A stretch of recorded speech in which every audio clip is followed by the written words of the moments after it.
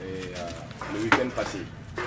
Donc c'est la deuxième réunion à laquelle nous avons convié encore des leaders. Et nous sommes désolés pour le retard parce qu'il y a beaucoup de décès dans la commune. Donc, voilà, donc cette réunion va se fixer simplement sur l'annonce des couleurs de la plateforme qu'on veut lancer.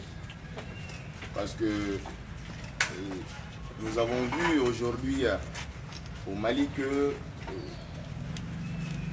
ça ne va pas. Ça ne va pas, bon, et nous sommes en train d'accuser. Nous devons nous aussi nous remettre en cause. Je pense que le mal du Mali aujourd'hui, ce sont ses frères fils. Parce que si nous avions accepté depuis 1991 de se donner la main, la jeunesse, je pense qu'aujourd'hui, ce pays n'allait pas souffrir autant. Donc nous avons pris un pas devant, à savoir à se poser la question, comment faire pour unir toute la jeunesse et toutes les personnes de bonne volonté de ce pays sans exclusion aucune. Parce que moi je suis sûr d'une chose, c'est que la solution c'est nous. C'est nous les jeunes, les femmes qui composons à peu près 70% de la population. Mais c'est nous qui sommes les plus démunis. Nous sommes mis de côté, nous sommes manipulés, nous sommes utilisés. Mais si vous voyez que nous sommes utilisés, c'est que nous avons accepté d'être utilisés. Donc aujourd'hui, moi je vais lancer la couleur. C'est pour vous inviter à vraiment réfléchir, à nous rejoindre pour qu'on fasse une plateforme décolorée. Quand je dis décolorée, la plateforme est ouverte à tout le monde. J'entends certains jeunes dire non, bon, on doit la limiter, la fermer, pour que ceux qui ont déjà été salis dans le passé n'aient pas accès. J'ai dit, mais on peut donner l'occasion à tout le monde de se racheter. Hein. Quelque part, tout le monde a fait quelque chose. Peut-être que les gravités ne sont pas les mêmes. Mais quelque part, tout le monde est touché d'un côté par cette histoire de mauvaise gouvernance, par cette histoire de corruption. Si vous voyez qu'il y a corrompu, c'est qu'il y a des corrupteurs. Donc, il va falloir se remettre en cause, d'accepter de se donner la main, sans prétention. C'est ce que moi j'ai dit, moi je n'ai pas de prétention à devenir quoi que ce soit. Je veux simplement que le déclic nécessaire à l'éveil des consciences de la jeunesse de ce pays puisse arriver par des gens comme vous, des patriotes comme vous, des gens qui veulent le développement, des gens qui se soucient de leur nation. Moi, j'ai ouvert la brèche en commençant un combat dans la dite mairie qui est là juste derrière vous, à travers ma lutte contre la corruption, à travers ma lutte contre la spéculation foncière. J'ai pris pas mal de coups. Et déjà, ça germait il y a 6 mois dans ma tête l'idée de la plateforme. Il y a certains leaders de la commune qui se sont rassemblés pour venir me voir, pour me dire, bon, la lutte que tu es en train de faire, ce n'est pas ta lutte à toi seul, c'est la lutte à tout le monde. C'est la lutte à toute la commune, c'est la lutte à tous les leaders, c'est la lutte à toutes les populations du Mali. Parce que les pertes qu'occasionne cette corruption dans ce pays peut faire, une fois retrouvé, que le Mali n'ait besoin de personne. Au sud, nous souffrons. Au nord, nous souffrons. Les populations du nord souffrent réellement. Mais peut-être que je vais faire une statistique en demandant qui est déjà allé au nord, vivre avec les peuples du nord pour savoir ce qui se passe là-bas réellement. Nous, on n'apprend le nord que par les médias. Et quels médias? En général, c'est les médias étrangers. En tout cas, moi, personnellement, je n'ai jamais mis le pied au nord. Je ne sais même pas comment ça se passe là. Ce dont je suis sûr, je sais qu'à un moment bien donné, on nous a dit qu'on a investi plus de 3 milliards au nord. 3 000 milliards au nord. Mais façon dont on voit, même si c'est sur les médias de ces étrangers, ils ont beau maquiller, colorer pour paraître que l'investissement réel est fait là-bas. Mais en réalité, si on va dans le fond, on voit que ce n'est pas vrai. c'est quelques personnes qui ont pris les armes et quelques familles féodales qui gèrent le nord. Donc aujourd'hui, l'heure est à l'union sacrée. L'heure est très grave et le train du changement est en train de passer par le Mali. Alors nous les jeunes, on n'a pas le droit encore une fois de croiser nos bras. Parce qu'un jour, l'histoire va nous interpeller. J'en suis sûr. Aujourd'hui, je vous appelle encore une fois pour qu'on puisse parler. Parler de quoi? Parler du référendum, qui est l'actualité principale aujourd'hui au Mali. Je ne peux pas engager tout le monde. En tout cas, moi, je suis un pur sang du non du référendum. Au retrait, je suis pour le retrait du référendum. Mais au-delà du référendum, qu'est-ce qu'on a? Est-ce que nous, aujourd'hui, on s'est posé la question? Qu'est-ce que nous devons faire? Qui est retrait du référendum? Qui est vote réel du référendum? Après la jeunesse, qu'est-ce que nous devons faire? Quelle est notre partition? Parce que pour moi, c'est impensable qu'aujourd'hui, qu'il n'y ait pas minimum 50% de jeunes dans les gouvernements, qu'il n'y ait pas minimum 60% de jeunes comme directeurs centraux dans nos services publics. Parce que nous devons atteindre une certaine masse critique pour pouvoir lutter contre le cancer de la corruption, de la malgouvernance. Ce cancer aujourd'hui, c'est vous, moi, tout le monde, tout le Mali. Nous sommes les seuls médicaments à ce problème. C'est nous qui pouvons le soigner en disant simplement oui. En disant, voilà notre ligne verte qu'on peut franchir. Voilà notre ligne rouge qu'on ne peut pas franchir. Tout le monde souffre. Hein? Si je fais le check ici, peut-être que 80 ou 70% des gens présents ici n'ont pas un boulot fixe. Les gens n'ont pas à manger. Et pourtant, le Mali a tout pour être heureux. Les Maliens ont tout eu dans la vie. Mais est-ce qu'on s'est mis en question en se disant, mais qu'est-ce que nous avons fait depuis 91 jusqu'à aujourd'hui? Tout le monde sait que le pays est bâti depuis 91 jusqu'à aujourd'hui sur le mensonge. Alors même Dieu le dit, toute chose bâtie sur le mensonge est appelée à s'écrouler avec le temps. Bon, je pense que le moment du mea culpa est arrivé. Qu'on se dise, en Bambara, en Yapa Nyoroma, en Adje, Hakilna Nimon di Nyoroma, la Kodoke, Mumbato, Mali, Katanier. Mais d'accord, c'est par le cœur et les actions. Nous, ici en Commune 4, je peux dire, alhamdoulilah, on a posé des actions. Mais il y en a aussi qui sont là doués dans la parole qui ne posent pas d'action. Pour moi, ça ne sert à rien si on sait que parler si on ne pose pas d'action. Et que c'est ensemble, en se donnant la main, en contribuant de manière potable, qu'on peut s'aider et s'entraider. Sinon, je sais que le Mali souffre, les Maliens souffrent. Vous souffrez, nous souffrons. Mais il y a une solution. C'est la communion. C'est l'entente. C'est l'acceptation de la réalité, de la vérité. C'est dire l'injustice qui a été commise et accepter les torts de chacun. Aller sur une nouvelle base pour que encore ce virage qu'on est en train de négocier dans l'histoire du Mali ne nous échappe encore une fois, comme ça nous a échappé en 1991. On s'est laissé embobiner en 1991.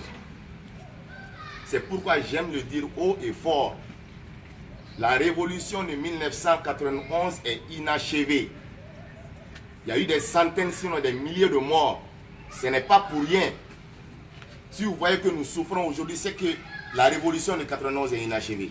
Si elle était achevée, on n'aurait même pas eu le temps de souffrir une seconde. Parce qu'après, le mensonge n'aura pas plus son sens. On ne va pas dire, nous, on est des pacifiques. On n'insulte personne. On critique le système. On est contre personne, mais on est contre le système. On est contre le cancer qui gangrène notre système aujourd'hui. Il nous faut un Mali nouveau. On est en train d'établir un manifeste dont je me remettrai les jours. J'ai vu sur Facebook hier la critique d'une personne qui me dit, si vous voulez sauver le Mali, rejoignez la plateforme anti-Abana. Je n'ai pas répondu, mais je peux répondre ici. C'est très simple. plateforme Ante à Bana, je suis dedans. Mais je suis dedans à 100%. Plateforme Ante à Bana a mis des boulons pour ficeler sa lutte. Et c'est la lutte de tout le monde. Et je profite de l'occasion pour saluer tous les acteurs qui dirigent cette plateforme-là, parce que c'est courageux. Des acteurs aujourd'hui qui mettent leur vie en danger pour le bien du peuple malien. Mais comme je le dis, ça n'a rien à voir avec la plateforme qu'on veut lancer. Nous, aujourd'hui, c'est réfléchir sur le Mali d'aujourd'hui, de demain, et dans les horizons de 2020, 2030 jusqu'à 2050. C'est-à-dire à court, moyen et long terme. À court terme aujourd'hui, la lutte c'est quoi? Le retrait du référendum. À moyen terme, ça veut dire c'est quoi? Qu'est-ce que nous devons faire pour nous, la jeunesse et les femmes d'aujourd'hui, pour nous placer dans la lutte, pour le développement, pour prendre notre part aujourd'hui de gestion de ce pays, dans la gestion de ce pays, pour nous affirmer. On est des talents. Vous ici, vous êtes des talents. Vous êtes des fils dignes de ce pays. Vous êtes tous des talents. Alors pourquoi ne pas nous exploiter nous-mêmes? Pourquoi depuis des milliers d'années au Mali, ce sont les mêmes choses, les mêmes quêtes? Vous avez fait quoi? Pourquoi ici au Mali aujourd'hui, l'Amérique que vous avez ici, on a 45 élus. Pourquoi 40 n'a pas moins de 40 ans? Je vous pose la question parce que vous avez refusé. Alors si vous refusez, d'autres personnes viendront prendre la place et feront ce qu'ils veulent. Pourquoi aujourd'hui l'Assemblée nationale que vous voyez n'est pas composée d'au moins 70% des personnes de moins de 45 ans? On dit que c'est l'Assemblée la plus jeune. Bon d'accord, quel type de jeunes on a là-bas? Est-ce que c'est le système d'en bas qui a choisi cette jeunesse-là? Non, c'est le système d'en haut. Parce que pour être député aujourd'hui, c'est très simple. Il faut voler un peu d'argent à droite, avoir 50-100 millions, venir déposer ça dans un grand parti politique. Ils prendront, ils te mettront en tête de liste et tu es sûr d'être élu député. Mais est-ce que là, c'est le peuple qui t'a choisi? Non, c'est le système qui t'a choisi.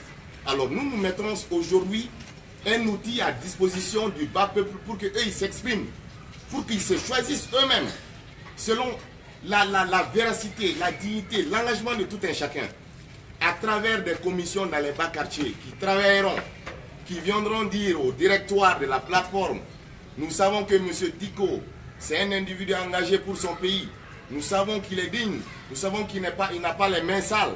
Bon, comme je le disais, même s'il avait les mains sales, il a juré de ne plus avoir les mains sales. À partir de là, ça veut dire que c'est les députés et les élus qui viendront de ce système seront des élus du vrai peuple et non les élus du système. Alors là, je vous dis, jeunes du Mali, femmes du Mali, hommes du Mali, sans exclusion de race ni d'âge, rejoignez-nous pour qu'on puisse emprunter ce train de l'histoire ensemble. Je vous remercie.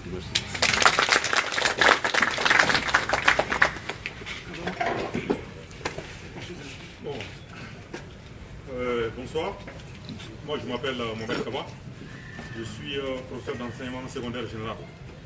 Je suis natif de cette commune-là. Et il y a beaucoup de gens ici avec qui j'ai fait l'enfance.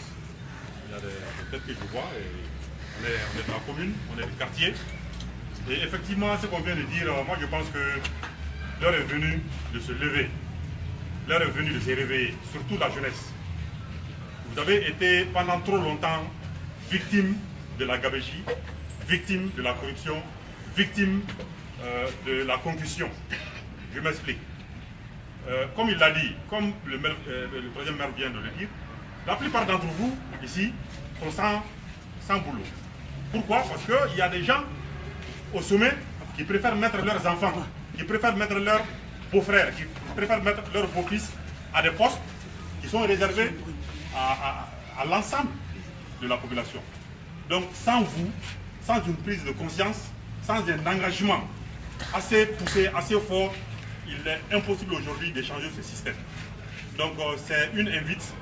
Moi je vous demande très sincèrement de vous engager dans cette plateforme, de vous engager dans cette lutte pour qu'ensemble nous puissions changer la physionomie, non seulement de la commune, mais aussi la physionomie même du pays. Si nous prenons la commune 4 aujourd'hui, qu'est-ce que nous voyons? Nous voyons un problème d'assainissement criard. L'insalubrité est totale. Il y a des problèmes fonciers, des problèmes domaniaux. Et c'est le moment, c'est le lieu de saluer M. Hassan Sidibé pour la lutte qu'il est en train de mener aujourd'hui contre les spéculateurs fonciers de cette commune. Il a pris les taureaux par les cornes et il est en train de mener une lutte au nom de l'ensemble de la population de la commune 4. Et pour ce faire, je vous demande de l'applaudir, n'est-ce pas, pour cette arme, de l'applaudir pour cette arme, pour ce travail inlassable qu'il est en train de mener. Mais ce travail-là, il ne peut pas le mener sans vous. Il faut que vous vous impliquiez. Il faut que vous l'aidiez. Parce qu'aujourd'hui, le régime a peur de voir que derrière un élu, il y a le peuple. La preuve est là. Il y a des gens aujourd'hui qui peuvent être condamnés, mais on ne peut pas aller les toucher. Pourquoi? Parce que tout le monde est sûr et certain que derrière eux, il y a la masse. Derrière eux, il y a le peuple. Donc moi, je voudrais que l'ensemble des jeunes de la commune, l'ensemble des jeunes de Bamako, parce que nous allons mettre cette structure-là, selon le Mali, nous allons mettre la structure un peu partout. Non seulement à Bamako, mais aussi à travers le pays. Et dès la semaine prochaine, moi-même, je vais m'engager, n'est-ce pas, et j'ai déjà fait le contact, à installer ça non seulement à Ségou, mais aussi à Nyono. Donc s'il y a des gens de Ségou et de Nyono ici, d'ores et déjà, après, on peut se contacter pour se donner des idées, afin qu'on puisse contacter leurs contacts qui sont là-bas, hein, pour la mise en place de cette plateforme. Donc, encore une fois, je vous demande de soutenir M. Sidibé. Je vous demande de vous engager dans cette plateforme-là pour que nous changions la physionomie de notre pays. Si on ne s'engage pas, c'est sûr et certain, on peut être sûr que dans 20 ans, dans 30 ans, nous ne serons plus rien. Nos enfants ne seront plus rien. Le même système va continuer. Parce qu'on l'a dit, hein, on n'a pas oublié. Quelqu'un a dit qu'ils vont nous diriger, après leurs enfants aussi viendront nous diriger. Et aujourd'hui, est-ce qu'on n'est pas en train de vivre ces phénomènes-là? Est-ce qu'on n'est pas en train de vivre cette situation? Donc c'est le moment pour nous de travailler, c'est le moment pour nous de nous donner la main, c'est le moment pour nous d'aller dans une vague, dans un raz de marée. Hein, dans un raz de marée. Il faut qu'on soit comme un rouleau compresseur. Dans les élections à venir, vous devez être un rouleau compresseur. Compresser tout, balayer tout devant vous pour porter haut les gens qui sont en train de porter les idéaux de la jeunesse. Donc sur ce, je vous remercie très sincèrement. Encore une fois, je vous demande de vous applaudir vous-même et de vous engager dans la chose. Merci, M. Kaba. Donc on va prendre 5 personnes pour avoir la réaction. Est-ce qu'il y a des intervenants? On va commencer à quel nom?